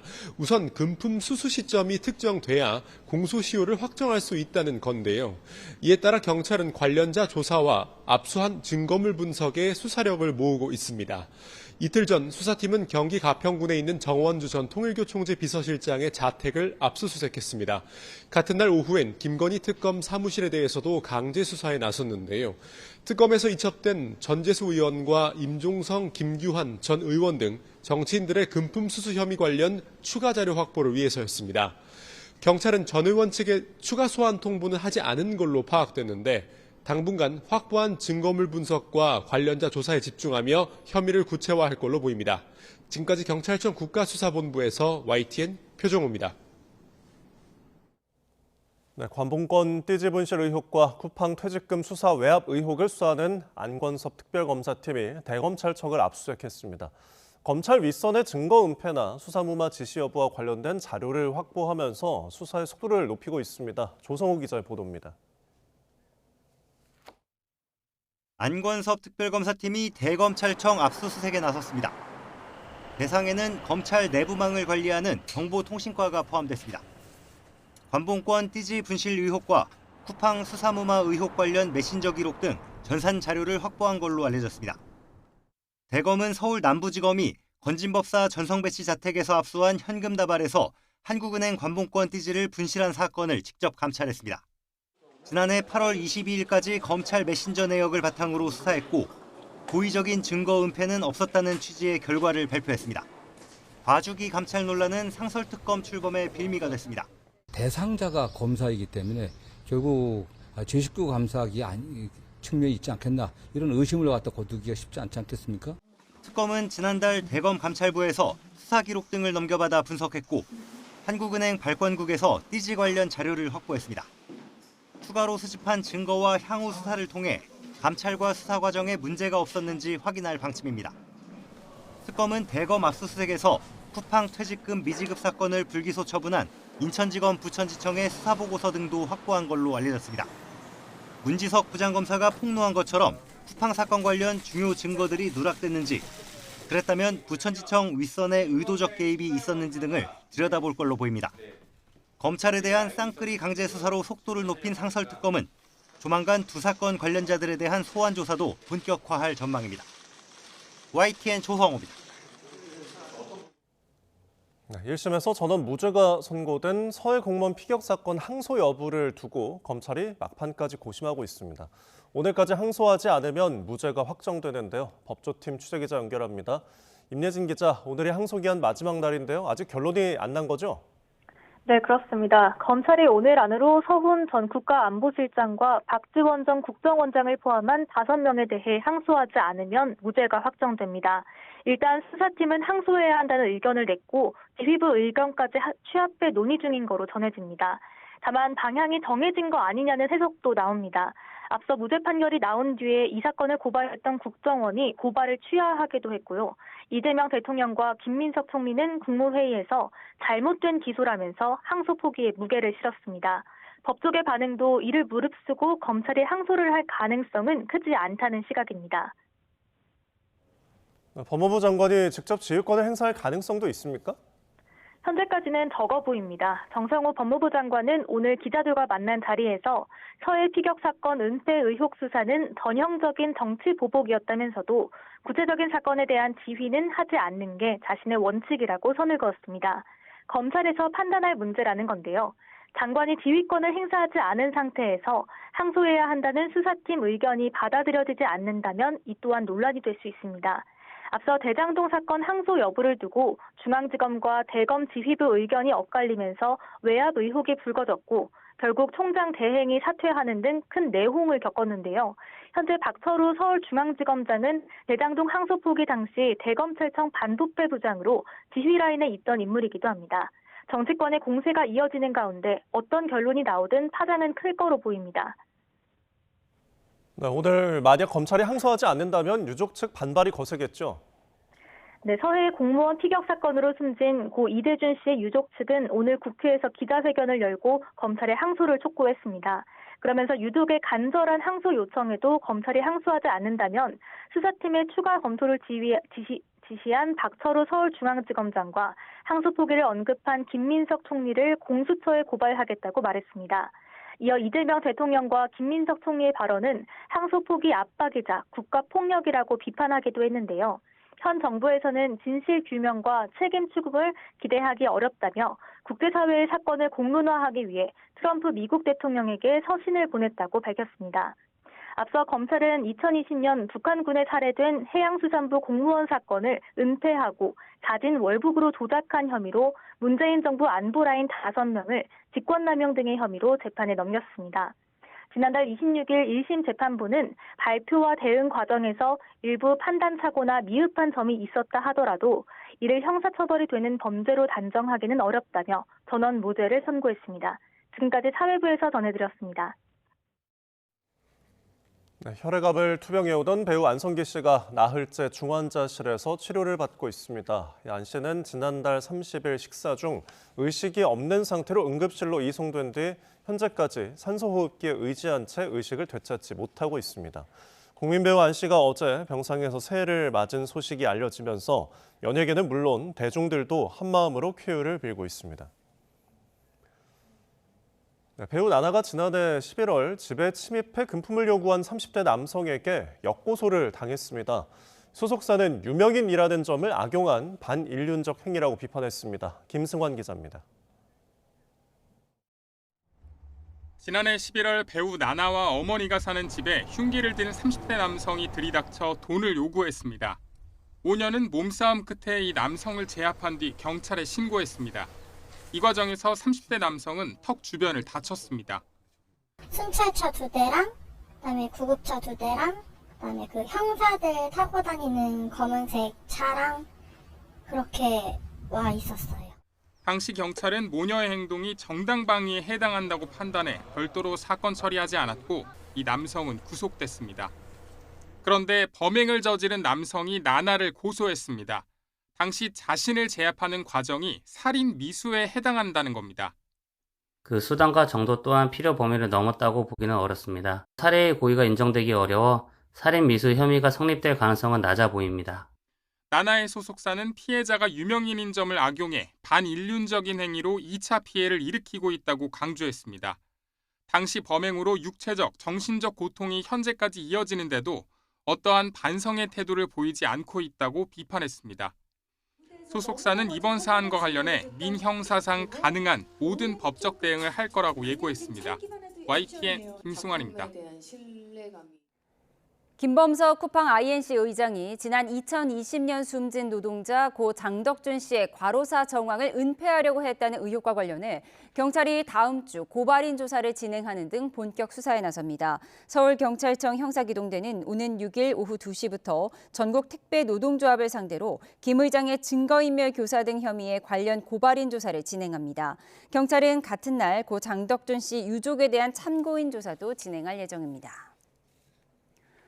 쿠팡 김범석 INC 의장과 경영진이 개인정보 유출 사고의 책임을 축소하기 위해 허위 사실을 유포한 의혹으로 경찰에 추가 고소당했습니다. 쿠팡 개인정보 유출 피해자를 대리하는 법무법인은 오늘 서울경찰청에 김 의장과 헤럴드 로저스 쿠팡 한국법인 대표 등을 위계에 의한 업무방해 혐의로 고소했습니다. 이들은 김 의장과 로저스 대표가 사과문과 청문회 증언을 통해 개인정보 유출 규모를 3,000명이라고 축소하고 유출 정보를 100% 회수했다는 허위 사실을 유포했다고 주장했는데요. 들어보시죠. 유출이 없지만 보너스로 5만 원의 쿠폰을 주겠다라는 식으로 이렇게 기만적으로 지금 쿠팡이 나오고 있습니다. 더군다나 전 국민이 지켜보는 생중계 청문회에서 3,000명밖에 저장하지 않았다는 궤변을 이틀 동안 늘어놓았습니다. 그래서 저희는 오늘 긴급하게 이 부분에 대해서 추가 고소를 하고 이 사태를 어떻게 은폐하고 축소하고 왜곡했는지 그것에 김범석 의장과 헤럴드 로저스 대표는 어떤 관여를 했는지에 대해서 즉각적으로 압수수색을 하고 이메일과 메신저 모든 통신에 대해서도 압수수색을 해서 철저히 밝혀주시기를 요청드립니다. 네, 매서운 새해 한파가 몰아치는 가운데 어려운 이웃들을 향한 온기도 얼어붙은 모습입니다. 사랑의 온도탑이 좀처럼 오르지 않고 있는데요. 하지만 이런 때일수록 온기를 전하는 선한 영향력은 더 눈에 띄는 법입니다. 화면으로 만나보시죠. 네, 서울 광화문 광장에 세워진 사랑의 온도탑입니다. 새해에도 눈금은 90도 남짓, 100도까지 달성은 아직인데요. 지역 상황은 더 냉랭합니다. 강원도를 비롯한 일부 지역은 절반도 채우지 못했고요. 이대로라면 올해 100도 달성이 쉽지 않을 거란 전망까지 나옵니다. 자, 그런데 이런 분위기 속에서도 온기를 더하는 사람도 있습니다. 가수 현 씨인데요. 올해 발생한 유튜브 수익 1억 원 전액을 대안학교 설립에 기부하겠다고 밝혔습니다. 구독자 46만 명의 유튜브 채널을 운영하며 지난 1년 동안 8천만이 넘는 조회수를 달성했는데요. 수익과 기부는 시청자 덕분에 이룬 성과라며 감사의 마음을 전했습니다. 올 한 해 여러분들 덕분에 1억을 벌었다고 하니 이 1억을 기부하겠습니다. 우리가 함께 만들었습니다. 다시 한번 2025년 올해 너무너무 감사드리고요. 여러분 덕분에 너무 즐거웠고 행복했습니다. 새해 목표로 가장 많이 꼽히는 것 중에 하나가 바로 다이어트죠. 야심차게 시작해도 쉬운 일이 아닌 만큼 쉽게 흐지부지 되기도 하는데요. 한 달 동안 외부와 격리돼 살을 빼는 캠프가 있다고 하는데 화면으로 함께 만나보시죠. 체육관으로 보이는데요. 한눈에 봐도 많은 녀석이 제자리에서 이렇게 점프 운동을 하고 있고요. 운동장에 일렬로 서서 쉬지 않고 체조를 이어갑니다. 이곳은 중국의 한 다이어트 캠프인데요. 자, 한 20대 호주 녀석이 이곳에서 직접 하루 4시간 넘게 에어로빅과 고강도 체력 훈련을 하며 찍은 영상입니다. 한 달 1,000달러, 우리 돈으로 145만 원 정도를 내면 입소할 수 있습니다. 결국 다이어트의 핵심은 식단이죠. 이 식판을 보면 고기보다 채소가 훨씬 많아 보이는데요. 컵라면이나 과자 같은 음식은 입소 때 모두 압수가 됩니다. 너무 힘들어서 도망치고 싶어질 때도 있겠죠. 들어가는 건 자유지만 나갈 때는 마음대로 못 나가는데요. 담벼락에는 전기가 흐르는 철조망이 설치돼 있어 허튼 생각을 실행에 옮길 수 없습니다. 캠프 영상을 찍어 올린 이 여성, 이른바 다이어트 감옥에서 체중 감량에 성공을 했을까요? 놀랍게도 2주 만에 14kg이 빠졌다고 합니다. 이 영상을 본 누리꾼들은 급하게 찐 살 급하게 빼면 요요가 온다. 우리나라에도 단식원이라고 비슷한 게 있다. 우리나라에 도입하면 잘 될 것 같다는 반응을 보였습니다. 김정은 북한 국무위원장의 딸 주애가 금수산 태양궁전을 참배하는 모습이 처음 공개됐습니다. 김일성과 김정일의 시신이 안치된 곳인데 후계 문제와 관련한 정치적 신호일 수 있다는 관측도 나옵니다. 이종원 기자입니다. 참배 행렬 맨 앞줄, 김정은 국무위원장 부부 사이에 딸 주애가 서 있습니다. 당정 군 간부들과 함께 금수산 태양궁전을 참배한 것으로 사진만 놓고 보면 아버지 어머니가 정가운데 자리를 딸에게 내준 겁니다. 주애가 금수산 태양궁전을 참배하는 모습이 공개된 건 이번이 처음입니다. 첫 방문이라는 점에서 유의해서 보고 있습니다. 앞으로도 김정은 위원장 딸의 행보에 대해서는 주의 깊게 살펴보도록 하겠습니다. 김일성, 김정일의 시신이 안치된 금수산 태양궁전은 북한 체제의 정통성을 상징하는 성역이자 가장 신성한 장소로 여겨지는 곳입니다. 주애가 유력한 후계자로 거론되어 온 상황에서 백두혈통 계승을 부각하는 정치적 신호일 수 있다는 관측이 나옵니다. 단순한 자녀의 권위를 넘어 선대 수령들의 유훈을 직접 계승하는 혁명의 계승자로서의 지위를 대내외에 공식 선포하는 의미가 있는 것 같습니다. 실제 주애의 존재감 부각은 지난 연말부터 계속되고 있습니다. 군 장성과 간부들로부터 단독으로 거수 경례를 받는 모습이 포착됐고 신년맞이 경축 행사에선 공선마다 지도자 이미지를 연출하기도 했습니다. 다만 리설주와 함께 가족 전체가 참배한 만큼 후계 구도와는 다른 차원의 가족적, 안정적 이미지를 구축하려는 의도란 분석도 있습니다. 후계자 내정이라면 선대와 인민 앞에 신고식 언급 정도는 할 가능성이 있지만 언급되지 않는 것은 가족, 미래 세대에 대한 방점이 있는 것이 아닌가 분석합니다. 김정은의 신년맞이 금수산 태양궁전 참배는 3년 만이었는데 이 역시 곧 개최될 9차 당대회를 앞둔 정치적 메시지일 수 있다는 분석도 나옵니다. YTN 이종원입니다.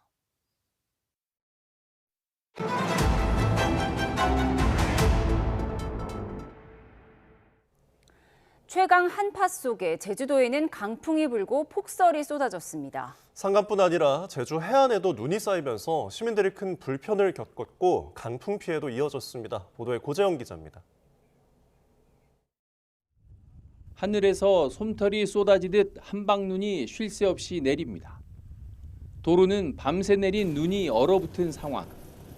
승용차는 물론 대형 버스도 눈길에서는 힘을 쓰지 못합니다.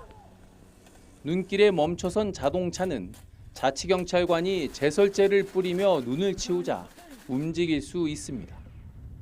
새해 첫 출근길에 나선 시민들은 눈 때문에 애를 먹었습니다. 사무실이 여기 병원, 제대병원 앞에 있는데 올라가다가 차가 못 올라가가지고 체인지 온 상황입니다. 최강 한파에 기온도 뚝 떨어져 올겨울 들어 가장 추운 날씨를 보였습니다.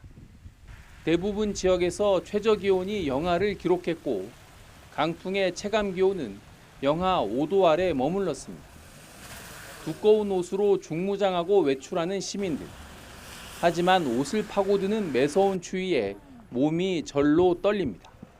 옷을 단단히 입고 나왔는데도 불구하고 춥다는 소리가 저절로 나옵니다. 제주 전역에 눈이 내리면서 눈길 교통사고도 잇따라 부상자들은 병원에서 치료받고 있습니다. 강풍 피해도 이어졌습니다. 제주공항에는 종일 강풍과 급변풍 특보가 발효되면서 항공기 운항이 차질을 빚었습니다. 100편이 넘는 항공편이 무더기 지연 운항했고 초속 15m 안팎의 강풍에 신호등이 부서지고 간판이 흔들린다는 신고도 소방에 접수됐습니다. 최강 한파가 몰고 온 폭설과 강풍에 제주섬이 종일 몸살을 앓았습니다. YTN 고재영입니다. 새해 시작부터 한파가 맹위를 떨치고 있습니다. 네, 자세한 새해 날씨 상황 기상재난 전문 기자와 함께 짚어보겠습니다. 김민경 기자 스튜디오에 나와 있습니다. 어서 오세요. 안녕하세요. 정말 새해 첫 출근길인데 너무 추웠습니다. 오늘 어느 정도 추운 건가요? 네, 연말부터 시작된 한파가 오늘 아침에도 전국을 꽁꽁 얼어붙겠습니다. 오늘 아침 서울은 영하 11.4도, 체감온도는 영하 17.5도까지 떨어졌고요. 어제보다 1, 2도 정도 낮아지면서 이번 한파의 절정에 달했습니다. 이번 겨울 들어서는 지난해 12월 26일 이후 두 번째로 낮은 기온입니다. 그 밖에 대관령은 영하 20.2도까지 떨어졌고요. 강원 화천과 철원 산간 지역은 체감온도가 영하 30도 아래로 내려갔습니다. 중부지방은 대부분 영하 10도 안팎이었고요. 남부지방도 영하 5도 이하인 곳이 많았는데요. 제주 일부를 제외한 내륙 전역이 영하권을 기록했습니다. 네, 날씨가 맑아서 해넘이나 해돋이는 잘 보였는데 굉장히 추웠거든요. 지금 연말부터 갑자기 추위가 시작된 것 같은데 이유가 있을까요? 네, 이 북쪽 상층에서 강한 찬 공기가 우리나라를 덮쳤기 때문인데요. 일기도 화면 준비했습니다. 보실까요? 12월 31일부터 상층 5km 부근 일기도인데요. 이 한반도 위쪽에 걸쳐 있는 붉은색의 덩어리 보이시죠? 예. 이 영하 35도 이하의 찬 공기입니다. 이 붉은색이 진할수록 찬 공기 세기가 강하다는 뜻인데요. 이 연말부터 점차 내려오기 시작해서 이 기온이 떨어졌고요. 1월 2일, 그러니까 오늘 이렇게 남부지방까지 깊숙이 내려오면서 추위가 절정에 달한 겁니다. 네, 이렇게 찬 공기 영향으로 좀 추워졌는데 일부 지역에는 눈도 많이 내렸잖아요. 네, 어제부터 오늘 아침까지 울릉도에는 30cm가 넘는 눈이 내렸고요. 이 전북 고창과 부안, 전남 목포 등 호남 서해안과 제주 산간에도 10cm 안팎의 많은 눈이 쌓였습니다. 아침까지는 호남 서해안과 제주에 대설주의보가 내려진 가운데 시간당 1cm 안팎의 강한 눈이 이어졌는데요. 지금은 눈발이 점차 약해지면서 전남 서쪽 일부 지역과 제주 산간에만 대설주의보가 유지되고 있습니다. 네. 그리고 겨울에 유독 서해안에 눈이 많이 내리는 것 같은데요. 어떤 이유인가요? 네, 우선 바람의 영향이 가장 큽니다. 이 오늘 자정부터 아침까지 눈구름의 이동을 볼 수 있는 레이더 화면 준비했는데요. 보실까요? 네. 네, 이 눈구름이 해상에서 북서풍을 타고 내려오면서 이렇게 호남 서해안과 제주도, 울릉도 부근을 이렇게 지나고 있습니다. 네. 이 내륙은 깨끗한데 해상에만 이렇게 빗자루 모양으로 이렇게 눈구름이 발달해 있는 모양인데요. 이 지상 기온은 영하 15도 안팎인데 이 현재 바다의 수온은 10에서 13도로 25도 가까이 벌어져 있습니다. 예. 이 목욕탕에 들어가면 안경에 김이 서리고 벽에 물방울이 맺히는 것처럼 이 찬 공기가 상대적으로 따뜻한 바다를 지나면서 열과 수증기를 공급받아 눈구름이 발달하게 되는데요. 이 눈구름이 바다를 타고 유입되면서 주로 이렇게 서해안, 해안가에 눈이 많이 쏟아지게 되는 겁니다. 이번에는 호남 서해안과 제주, 울릉도에 집중됐지만 이 바람 방향이 조금만 이렇게 서쪽으로 바뀌게 되면 충남과 경기 서해안에도 눈이 많이 내릴 수 있게 됩니다. 네, 정말 한겨울을 실감하고 있는데 내일부터 새해 첫 주말이 되는 거잖아요. 주말 날씨는 어떻습니까? 네, 다행히 이번 한파의 절정은 오늘 아침으로 이제 고비는 넘어갔습니다. 이 찬 공기의 세력이 점차 약해지면서 기온도 서서히 오름세를 보이겠는데요. 내일 아침까지는 중부 내륙의 기온이 영하 10도 안팎으로 강추위가 이어지겠지만 이 낮부터는 대부분 지역의 기온이 영상권을 회복할 전망입니다. 한파특보도 현재 전북 일부 지역은 해제됐고요. 네. 중부 내륙 지역도 오늘 밤이나 내일 오전 중으로 대부분 해제될 걸로 보입니다. 이 바람도 점차 약해져서요. 해안가의 강풍특보나 해상 풍랑특보도 차차 해제되겠습니다. 다만 지난 주말처럼 온화한 날씨를 기대하기는 어렵겠고요. 예년 이맘때의 한겨울 추위는 계속될 걸로 보여서 건강관리에는 유의하셔야겠습니다. 네. 그러니까 아직 겨울 중간인 만큼 앞으로도 이런 강한 한파가 좀 찾아올 가능성이 있습니까? 네, 우선 다행히 기상청은 다음 주 초중반까지는 이번 같은 강추위는 없을 걸로 내다봤습니다. 네. 앞서 말씀드린 것처럼 이번 한파의 절정은 오늘 아침이었고요. 주말에는 추위가 다소 누그러질 전망인데요. 이 바람의 방향이 상대적으로 따뜻한 서풍 계열로 바뀌기 때문인데 이 같은 흐름이 다음 주 초중반까지는 이어질 걸로 보입니다. 다만 다음 주 수요일인 7일 전후에는 북쪽에서 다시 한번 찬 공기가 내려올 가능성이 있는데요. 이 기온은 영하 7도 안팎으로 이번만큼 강하지는 않겠습니다. 네, 이 추위 속에 동해안에는 산불 소식도 잇따르고 있더라고요. 지금 대기가 건조해지고 있는 건가요? 네, 맞습니다. 이 서풍이 불면 동쪽은 점점 더 건조해지는데요. 이 바람이 태백산맥을 넘는 과정에서 공기가 고온 건조해지는 이른바 팬 현상이 나타나기 때문입니다. 네. 이 영향으로 지금도 동쪽 지역에서는 하루에 한 건에서 많게는 3-4건의 산불이 발생하고 있습니다. 건조특보 역시 동해안과 부산, 울산은 경보로 격상됐고요. 영동과 경남 대부분 지역, 경북 일부 지역은 건조주의보가 내려진 상태인데요. 이 서풍이 이어지는 동안에는 건조함이 더 심해질 걸로 보여서 산불 발생에 각별한 주의가 필요합니다. 특히 동해안은 겨울 내내 그리고 초봄까지 대형 산불 위험이 가장 큰 지역입니다. 네. 이 최근 10년 동안 산불 원인의 3분의 1가량이 사람에 의해서 발생한 만큼 이 산 주변에서는 불씨 사용을 절대 하지 말아야 합니다. 네. 아무래도 산불 위험을 좀 낮추려면 이제 비나 눈이 필요할 것 같은데 지금 산지인 내륙에서는 좀 눈이 많이 내리지 않는 것 같더라고요. 앞으로 강수 상황은 어떻습니까? 네, 지난주 기상청이 기상 관측을 시작한 이후 113년 동안의 우리나라 기후 변화를 분석한 보고서를 발간했는데요. 이 분석 결과 눈이 내리는 날은 갈수록 줄어들고 있는 걸로 나타났습니다.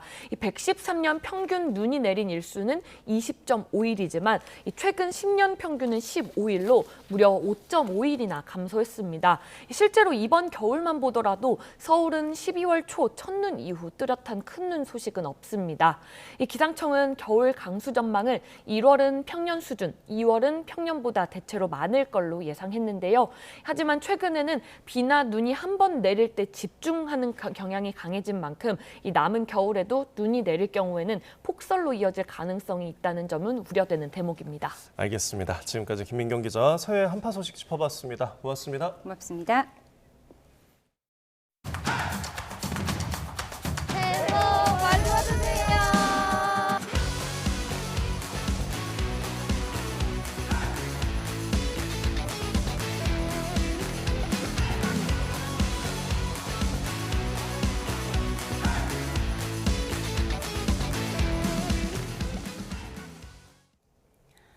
우리나라 최대 규모 수산물 산지 위판장인 부산 공동어시장이 새해 첫 경매를 열며 한 해 업무를 시작했습니다. 네, 올해는 시설 현대화 사업이 본격적으로 진행되는데 동부가 수산물 유통 허브로 도약하겠다는 목표를 세웠습니다. 차상은 기자입니다.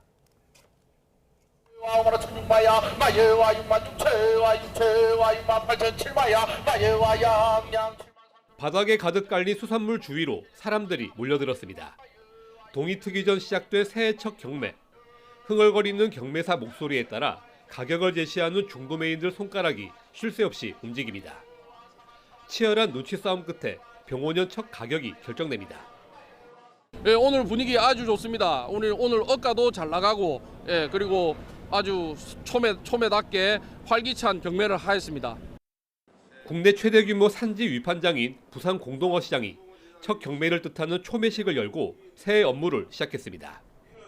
한 해 동안 어업인들의 안전과 풍어를 기원하는 의미가 담겼는데 체감 기온이 영하 10도에 달하는 혹한에도 거를 수 없는 중요한 의식입니다. 고등어와 갈치 등 우리 식탁에서 쉽게 만날 수 있는 생선들이 새해 첫 경매를 거쳐 전국 각지로 팔려나갔습니다. 지난해 부산 공동어시장의 위판액은 3,800억 원으로 13년 만에 최대 실적을 기록했습니다. 주력 어종인 고등어가 실적을 이끌었습니다. 올해는 공동어시장을 현대식으로 새로 짓는 사업이 본격적으로 진행됩니다. 공사 중에도 위판을 중단할 수 없어 대체 장소를 마련하기 위해 부산시와 해수부의 지원이 필요하다는 목소리도 나옵니다. 전국 수산물 생산의 30% 이상을 차지하고 있습니다.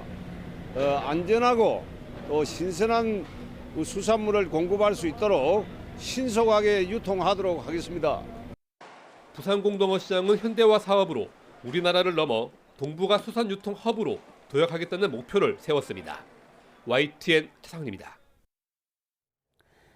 최근 국회를 통과한 정보통신망법 개정안에 대해 미국 정부가 심각한 우려를 표했는데요. 관세 협상 타결로 봉합된 듯한 한미 간의 통상 마찰에 새로운 불씨가 될 수 있다는 우려가 나옵니다. 네, 청와대는 법안이 만들어질 당시부터 미국 측과 소통해왔다며 대화를 이어간다는 입장입니다. 홍성기 기자가 보도합니다. 최근 미국 국무부는 한국의 정보통신망법 개정안이 국회를 통과한 것에 대해 심각한 우려를 나타냈습니다. 해당 법안이 미국의 온라인 플랫폼 사업에 부정적 영향을 주고 표현의 자유를 약화할 것이라는 겁니다.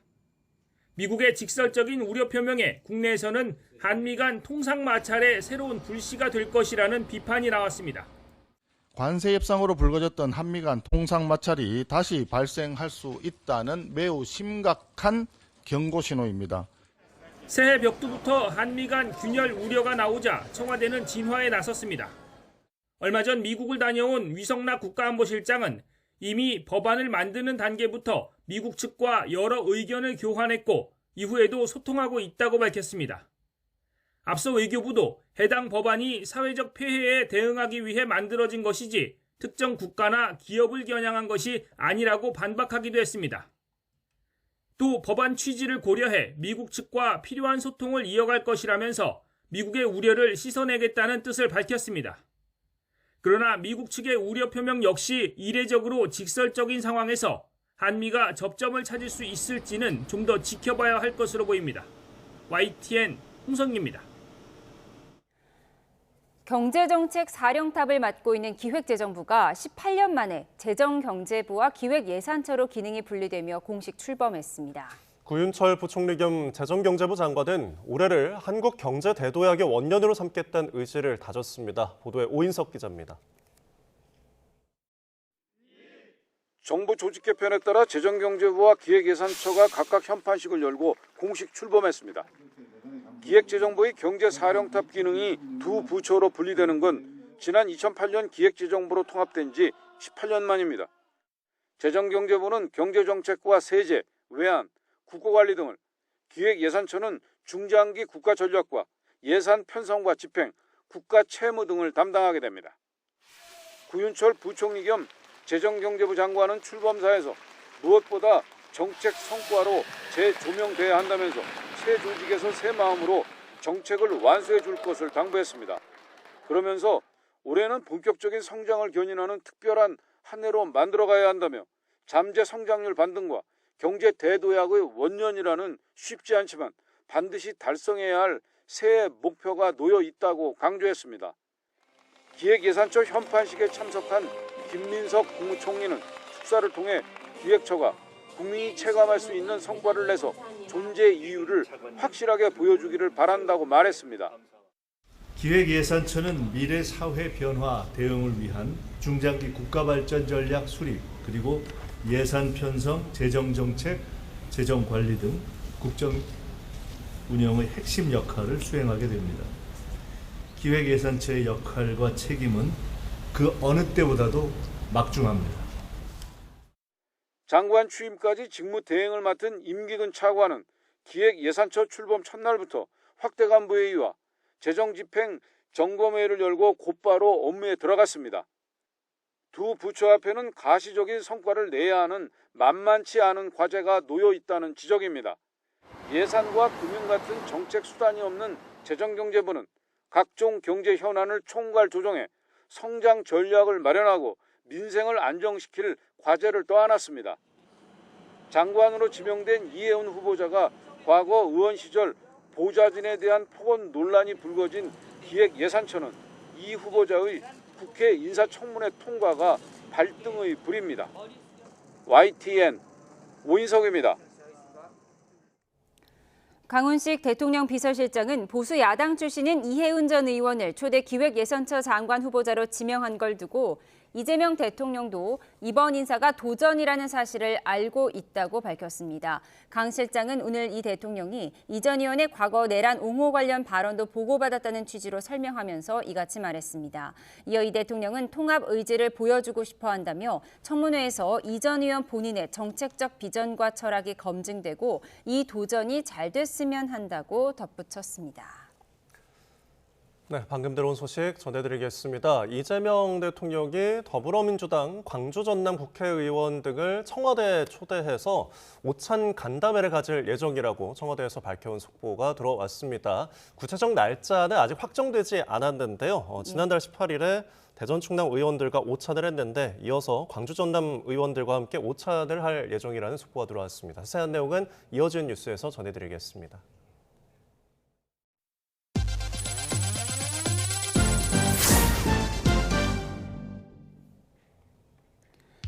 삼성전자의 두 대표이사가 인공지능 시대를 선도하는 기업으로 도약하자며 임직원들에게 신년사를 전했습니다.